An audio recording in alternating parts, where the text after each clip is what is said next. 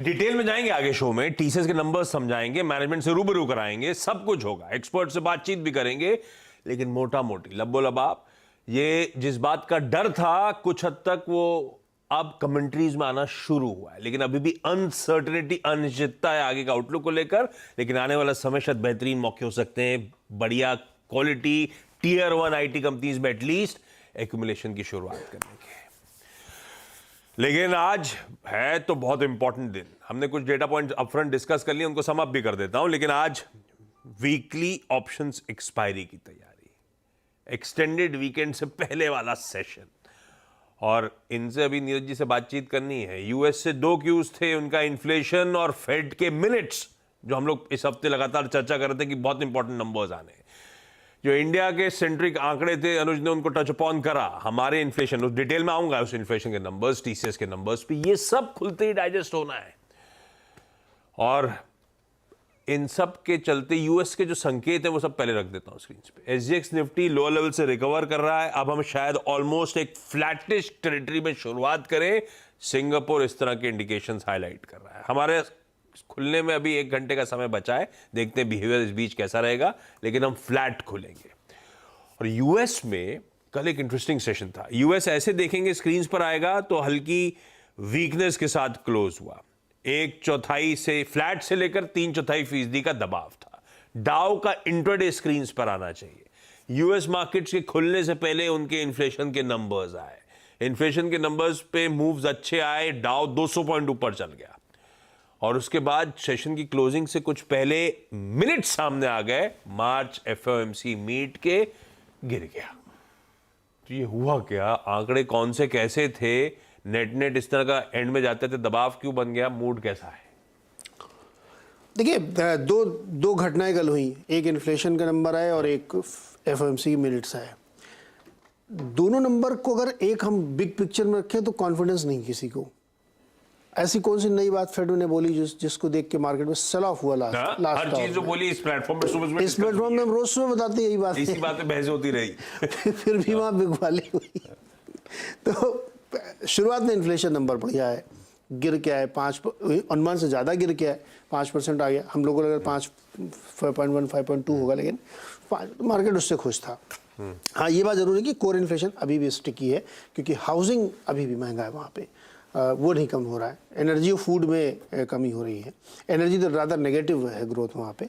Food prices Europe और America में बहुत ज़्यादा बढ़े हुए थे, अभी भी वहाँ पे कम हुए, तो उसका फ़ायदा हुआ। लेकिन कह सकते हैं कुछ लोग आलोचना के तौर पे कि कोर इन्फ्लेशन स्टिकी है, लेकिन मार्केट ने उसको पॉजिटिव लिया क्योंकि नंबर नीचे ही आ रहे हैं, ट्रेंड नीचे की तरफ है।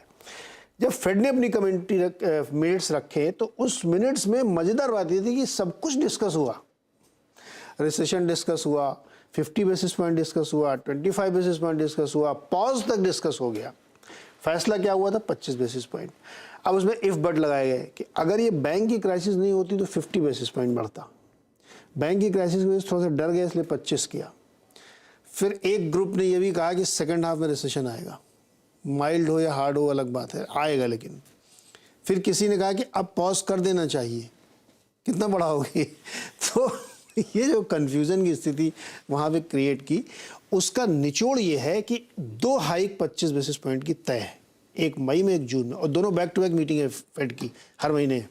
तो ये 2 डर क्रिएट हुए, उसकी वजह से मार्केट में आखिरी घंटे में सेल ऑफ हुआ। वो चार्ट दिखाइए, मैंने आपको दिखाया, तो मैं टक टक टक टक बार बनते गए लाल, और लोग बेच के निकल गए। तो ये जो फियर क्रिएट हुआ, और 2 मई को बैठक है, बहुत दूर नहीं है, 15 दिन तो रह गए हैं। तो मार्केट में लोग प्रॉफिट ले रहे हैं। और जो मैंने एक शब्द कहा था कि कॉन्फिडेंस की अभी भी कमी है। जेनेट डिलन कह रही है कि हमारी इकोनॉमी एक्सेप्शनली वेल है, कोई दिक्कत ही नहीं है, परफॉर्मेंस जबरदस्त रहेगा। और उधर फिट गया सेकंड हाफ में माइल्ड रिसेशन आएगा। एफएम बोले कि इकोनॉमी गड़बड़ा गई तो फिर तो पैनिक हो जाएगा। यार हम उम्मीद करते हैं वहाँ के लोग सच बोलते हैं। वहाँ के लोग सच बोलते हैं, मतलब पॉलिटिशियन हर जगह सेम होते हैं। लेकिन पॉलिटिशियन हर जगह सेम होते हैं। वहाँ तो अगले इलेक्शन की तैयारी हो रही है, वहाँ वो थोड़ा ना बोल सकते हैं। वहाँ तो उनका क्लियर वो रहेगा, फोकस रहेगा कि नहीं सब कुछ ठीक है, चुनाव हार जाएंगे। हाँ, एग्जैक्टली। तो इसलिए मार्केट डोल ड्रम में है, कंफ्यूजन में है। लेकिन मुझे अभी भी लगता है कि सेकेंड हाफ में आप देखना रेट कट करना पड़ेगा उनको, माहौल बनाने के लिए। अपने आप रेट कट के लिए मैं बहुत बुलिश हूँ। रेट कट होगा अब तो, इंडिया में एक रेट कट होना है। अब तो हम बॉन्ड मार्केट और जो भी यील्ड्स मिल रही है वो आपको पहले ही बता चुकी है कि मार्केट जो है ना, और बॉन्ड मार्केट तो बहुत मतलब बहुत ज़्यादा लिक्विड होता है और बहुत ज़्यादा डीप होता है, और यूएस की बॉन्ड मार्केट तो बहुत ज़्यादा डीप, सबसे डीप मार्केट वर्ल्ड की वही है। ये सारी मार्केट कुछ कह रही हैं आपको, हम लगातार डिस्कस कर रहे हैं। बिटकॉइन आपको कुछ कह रहा है, गोल्ड आपको कुछ कह रहा है, ये सब आपको कुछ कह रहे हैं कि अब बस फ्री मनी वापस मार्केट में आने वाली है, कि जो टफ पीरियड था मार्केट का अब वो खत्म हो चुका है। और वो लेकिन कितना मार्केट ऑलरेडी प्राइसिंग कर चुका है, फिर ये भी देखना पड़ेगा कि 1000 पॉइंट की रैली हो चुकी है निफ्टी में लोअर लेवल से। तो और कितने दिनों में 8 ट्रेडिंग सेशंस में ये रैली, 9 दिन में, हाँ 8-9 दिन में। गजब इवन हुआ है। कितना